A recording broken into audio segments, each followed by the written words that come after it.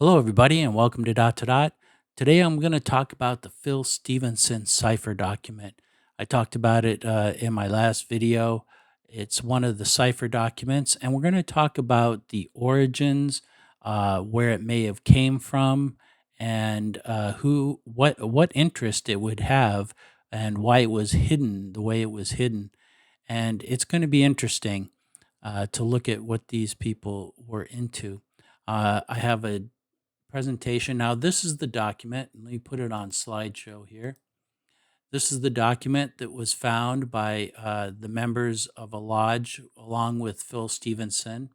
And it is a cipher that's similar to the 90-foot stone, exactly like the 90-foot stone, and also La Formula. And it has a very, uh, how can I say it, vintage look to it. I believe this to be authentic because of the transfer of ink that is transferred onto the from the folding of the page, and also the style of writing, and that it is indicative of using a quill fountain type pen that was available during the late 1800s. So these are the two gentlemen that are uh, in question behind it. One is Robert Dionston Stevenson, who is somehow related to Philip Stevenson, and also Sir Charles Warren, who is a very prominent Englishman, a lot of accomplishments, a general, archaeologist, and also a Freemason. And if you notice, they're very close in age. Charles Warren being a little bit older than Robert Dionston Stevenson, but he actually lived a little bit longer than Robert Dionston Stevenson.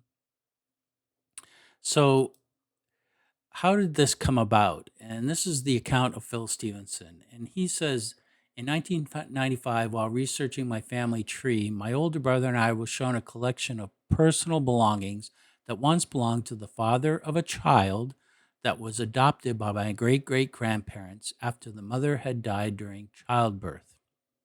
Now, the original owner of these belongings, the child's father, was a man called Robert Dionston Stevenson, and the items consisted of a leather bag containing Masonic regalia and two letters, one of which was dated 1870 and was sent from a brother, Charles Warren, and it went into detail about the work that Warren had been undertaking in Jerusalem.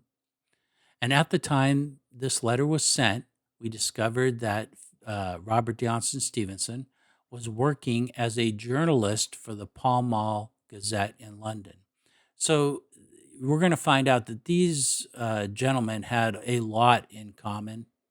Uh, Not only were they both most likely Masons, but they belonged to uh, a order of the Golden Dawn, Hermetic Order of the Golden Dawn. And they also had in common, they were both very much connected with the Jack the Ripper case, where Charles Warren was actually the lead investigator. And unfortunately, Robert Dion Stevenson was a suspect. But anyway, around 2002, Philip Stevenson was attending a lodge meeting when the vintage Masonic regalia that belonged to Robert Dion Stevenson was raised in conversation, and we were asked if we could arrange to borrow it and bring it to the next meeting. So the following month, they turned up with the regalia, and several members were keen to give it a good look over. And this is when they discovered that the apron had a pocket sewn onto the lining underneath the triangular flap. And I'm going to show you an apron. It's not the exact apron, but I'll show you where it was hidden. And inside the pocket was folded the piece of paper containing the symbols and phrases which we assumed to be something to do with Freemasonry. And so, however, even though the senior members of the lodge were familiar with the symbols or the meaning of they were not even familiar with the symbols or the meaning of the phrases. So this is not a Pigpen cipher. This is not something that is a Masonic cipher. And in my earlier videos, I've shown that these symbols in the cipher were actually most likely Mason marks. And we're going to show how these gentlemen really sort of got into Mason marks in a minute. So anyway, this was returned to his aunt, Phil Stevenson's aunt, who most likely was the granddaughter of the adopted grandparents. But the thing is Phil Stevenson smartly took a photocopy of the document, and then it was his brother in 2015 that donated all the documents and the regalia to the United Grand Lodge of England. It was then after 2 years later, Phil Stevenson discovered the connection with the 90-foot stone and La Formula. And fortunately, we have a photocopy. He's unable to retrieve this from the United Grand Lodge of England. So this is the apron. This is a period apron. This is late 1800s, a picture of one. This is for the Arc degree of Freemasonry. But you can see the triangle flap. And so underneath this flap would have been where the cipher document was found. So here's the cipher document again, very much indicative of the period, I believe. Too bad we don't have the original, but the photocopy does give us some good idea that it was an old document. Definitely was folded and placed somewhere for a long period of time to have the ink transfer. And this definitely was done with a quill type pen or a fountain type pen. So anyway, the Charles Warren sent these letters to Phil Stevenson in 1870. Now, Charles Warren was excavating under the Temple Mount I believe it was in 1864 to 1870. And he did that under I believe it was the Palestine Expedition Company. And this was commissioned by Queen Victoria. It was actually brought to the attention by some noble woman. I can't remember her name, but it actually was commissioned by Queen Victoria herself. And Charles Warren had done some remarkable things in his career at that time. He was only a lieutenant. And then he was asked to head up this expedition. So this letter was informal. So it shows that Warren had basically a personal relationship with whoever he wrote it to, which we believe is Robert Dionston Stevenson. Because Robert Dionston Stevenson, at the time, was a journalist for the Pall Mall Gazette. So perhaps he was looking to write an article about Warren's evidence. And it is here that there's no art. He states in the letter, there's no archaeological evidence to support that Solomon's temple was ever in Jerusalem. This is a quote, he says, and that is probably true because he did not find any evidence of Solomon's temple. But in an article that I'm going to show you, he definitely finds a lot of evidence about Herod's temple and the Jewish temple that was built there during Herod's time. He says that both Warren and Stevenson were both Freemasons who became members of the Hermetic Order. I haven't found any evidence that Robert Dionston Stevenson was a Freemason, but definitely Warren was a Freemason. I think Philip Stevenson may have some evidence of that. But they both became members of the Hermetic Order of the Golden Dawn. This I can see as being very true, especially Warren with his association with a lodge that he founded along with some other gentlemen who were Freemasons called the Quatuor Coronati, which means 4 crowns. And this is a long story about 4 Masons back during the Roman period that were martyred for their belief in Christianity and not submitting to uh, crafting or sculpting a idol statue for the Emperor Augustus.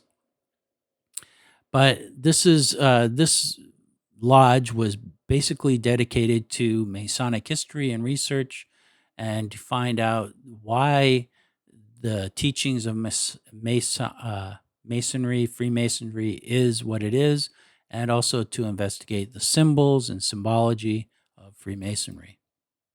So Sir Charles Warren, he was a general. He ended up being a general in the army. He was a Grand Master Freemason. He was an archaeologist, and also his best known for too is the leading investigator of the Jack the Ripper case. And I'll show you the article that gets into that. So Philip Stevenson, he wrote me a letter recently talking to me about recently he had been researching the life of Charles Warren, and he found something real interesting that may explain the fascination of Solomon's Temple in Jerusalem. And he has a family search account, and he thought it'd be interesting to trace his ancestors up to the male Warren line, as Charles Warren belonged to British aristocracy. And this information led him to the family tree section where he is connected to the Hamlin de Warren.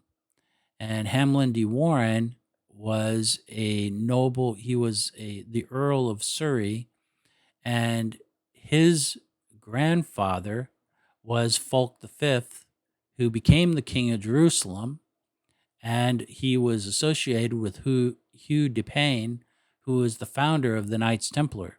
So this means Charles Warren was a direct male descendant of the founder of the Knights Templar, who also had an interest in digging in the Temple Mount. So he found this very interesting.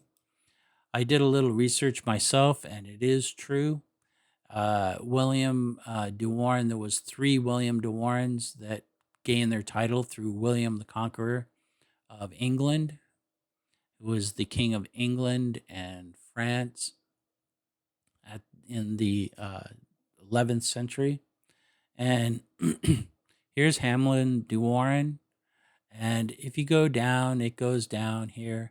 One of the things I find very interesting is that John de Warren, the 6th Earl of Surrey, was married to Alice Lewis Nunn, and she was very prominent. She was actually the daughter of Isabella, who was at one time the Queen of England. She was married to King John, and when he died, she married Hugh the 10th. And the Lewis Nunns were huge, and they were basically the dynasty that ruled over Cyprus, and at one time Jerusalem. They were kings of Jerusalem at one time, and very interesting connection here. But as you can see, it goes down to where Sir Edward Warren, and this is where the name changes to Warren. And this is because John de Warren, the 7th Earl of Surrey, Sir Edward de Warren was illegitimate, and so this is probably why the name changed to de Warren instead of de Warne. So this is just showing you how it changes the name to Warren.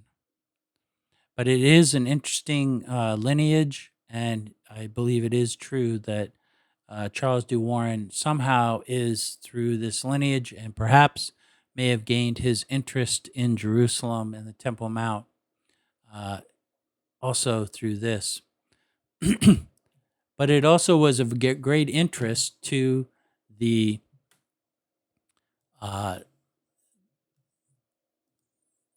to Charles Warren, because he was involved with his lodge right here, the Coronati Lodge, which was very much interested in finding the origins of Freemasonry. And so, if we look here, we look at the people that were associated with this lodge: Wolford, Westcott, and all these gentlemen. I believe it was Westcott, William Westcott, who started They were the founders of the Order of the Golden Dawn, the Hermetic Order of the Golden Dawn. So Charles Warren, he was initiated into Freemasonry in 1859, and he was very much associated with Westcott, Wolford, and also Gould, R.F. Gould, who are all people that were very famous English Masons that got involved in the 1800s of the Hermetic Order of the Golden Dawn. Now, this shows right here the minutes. This is a transcript of the minutes from the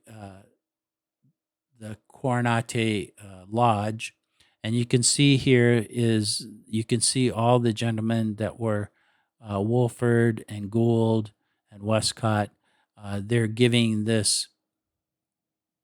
Basically, they wrote papers and talks about certain subjects of Freemasonry. And this is one that was given in December 2nd, 1886. Hopefully this will turn. And it is about Freemasonry and Hermeticism. And he talks about the Rosicrucians and following Hermetic school. And he says it seems to have flourished in early times and had great vogue in the monasteries of medieval days. And he goes on to talk about, the Rosy Cross and the Rosicrucians. He even goes on to talk about Francis Bacon, and I believe that's on the next page. But I'll leave this a link to these minutes, and you can read them yourself. One of the things here's where he talks about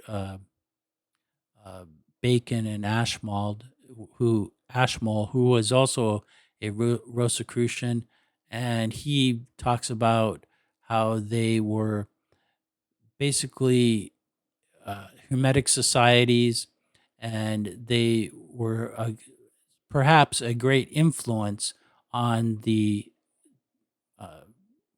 origins of a lot of the symbology and a lot of the teachings of Freemasonry. So on this page, he talks about the guild theory and how basically the status quo origins of Freemasonry being from stonemason guilds. And then he goes on to talk down here at the bottom here.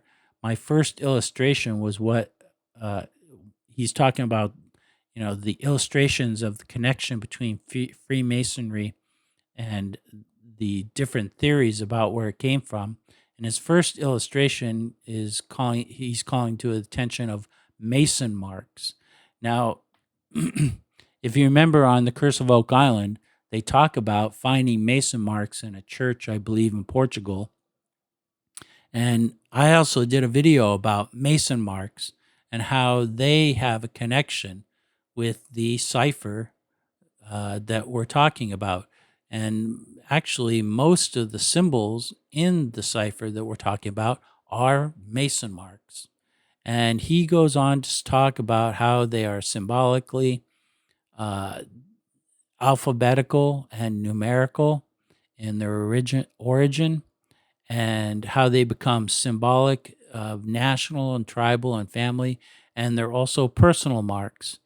And he also says that the runes are Mason marks. The Scandinavian runes are Mason marks. So it goes on more to talk about Mason marks and the illustration of how they have a Masonic cipher that is formed by dots and a code of ciphers and parallel lines, and very much into the ciphers and their meanings and their use in Masonry. And not only in Masonry, but in uh, Hermetics and Rosicrucianism. And I'll leave this for you guys. I'm not going to spend much more time on this. I want to go to the Golden Dawn. And here's the Golden Dawn cipher manuscript. And so the Golden Dawn had their own cipher. And this is basically translations of the Golden Dawn cipher manuscript. And you can see that they're very much into Kabbalah. And here's the cipher for the manuscript. And you can see it's not anywhere near, well, there's maybe some things like the A. The A is different. This would be the S in the cipher that we have, but this symbol is in our cipher. But here's, you can see that there's an interest in ciphers and Hermetics, and these Masons that were affiliated with Charles Warren were very much into ciphers and everything like that. So, as far as Charles Warren, he did a lot of excavations in the. Oops.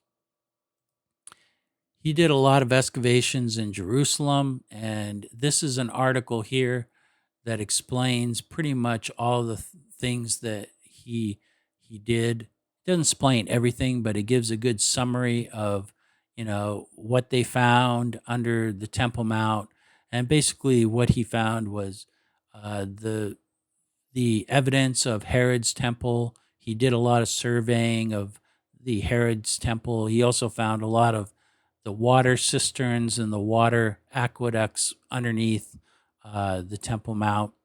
And I'll leave a link for this article right here. It's very interesting if you'd like to read it. But this is one of the many accomplishments of Charles Warren. Now, Robert Dionston, he was not so much a Mason in that he was more connected with the movement, the Theosophical movement that was happening in the late 1800s. One of the people that he had relationships with was Mabel Collins. And of course, he was associated with Jack the Ripper. And I think this is sort of an unfortunate tarnish on this man's life. I don't believe he was Jack the Ripper, but there's a lot of people that still believe he is.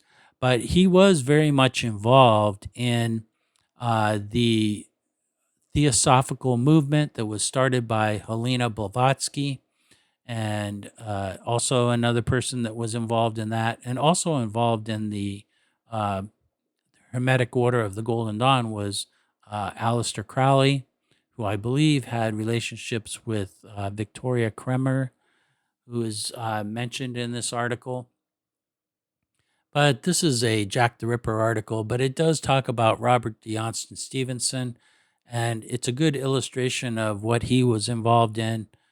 Some people call it black magic. I just call it mysticism and secret knowledge, which is the same as occult knowledge. And he was just very much interested in the same things that I believe Charles Warren was involved in. So, it's a good article. I'll leave this link in the description, and you guys can read it. It's about Mabel and her affiliation with Victoria and the life she led in theosophy and what she did with her life. So that's what I have for you today. Thanks for watching. Like and subscribe, and I'll talk to you later.